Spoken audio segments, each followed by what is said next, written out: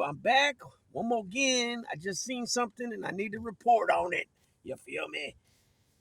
The upcoming Mike Tyson and Jake Paul fight. I don't know if this fight's a sanctioned fight as far as being a legit professional bout or if it's another exhibition, but they're fighting in Texas. So, um, as you seen what that thumbnail said, um, that this fight might not come down, depending if it says Mike Tyson versus Jake Paul to be canceled if boxing legend fails unusual tests.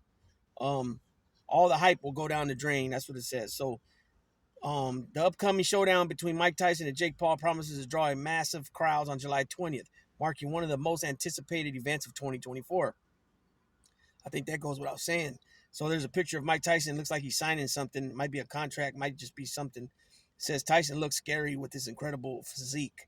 Okay, so because they're fighting in Texas, the Texas Department of Licensing and Regulation, which is known as TDLR, holds the reins over the fight's regulations and as it unfolds in Texas, adding a twist to the proceedings.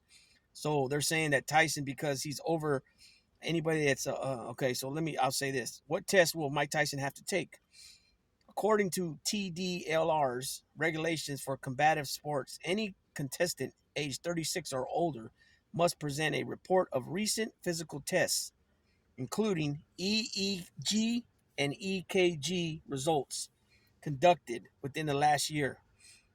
This requirement poses a hurdle for Tyson, who will be 58 at the time of the bout, placing him firmly in the age bracket subject to these rules. He says he's going to be 58 at the time of the bout, so this firmly puts him in the bracket. But the bracket says anybody over 36, so that's 22 years difference.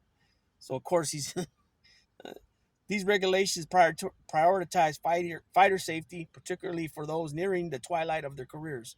The EEG evaluates brain function, while the EKG assesses heart health, ensuring that fighters enter the ring without pre-existing conditions that could jeopardize their well-being during combat. So the final call rests with the interim executive director of the TDLR, Brian E. Francis, who will weigh Tyson's circumstances against the established protocols. Telemange, the communications manager for TDLR, hints that additional testings may be requested considering Tyson's age, as the regulations were initially tailored for fighters just over 36 years old, and thresholds not for someone pushing 60. Well, he's pushing 60, right? Mike Tyson's main weakness. Let's see. Excuse me. I think so. Yeah. So that's pretty much it there. What it says there. So basically, he's. I mean, 58. Nobody fights at 58, right? I mean, Bernard Hopkins was what, like 51, I think. 58 is way up there. But Mike Tyson is in exceptional shape right now. Not only is he in exceptional shape, he's got the love of boxing back, and it shows in his training, his head movement, his foot movement, his just pure movement, and he still obtains that power, because the power never leaves. Remember I said, I think I mentioned it before, they showed George Foreman hitting the bag not too long ago, and uh, one of his sons goes, "Damn, Dad, you still got it." And he turned and looked, and he goes, "Power never leaves." And he was hitting that bag hard too, damn near knocked the trainer off the heavy bag. He was holding it. But Mike Tyson is, like I said, Mike Tyson, if he passes these tests, which I believe he shouldn't have no problem. Mike Tyson didn't take too many. He didn't take a lot of beatings in the ring. You know what I'm saying?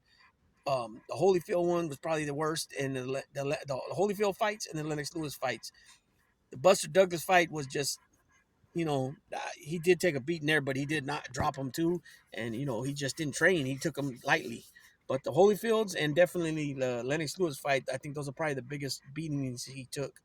Um, I don't care. In my opinion, Jake Paul is not on that level, nowhere near yet. I don't think he'll ever be on that level just because he's a smaller man. He's not a heavyweight, saying. So we'll see what happens. If it doesn't go through, it'll be a big, a lot of people will be bummed out, and it'll be a straight dud, right? For all the hype that it got. And then, like that little portion said, a straight drain down the drain, you know what I'm saying? So with that being said, Big Lou, tapping on out. Pretty busy night tonight.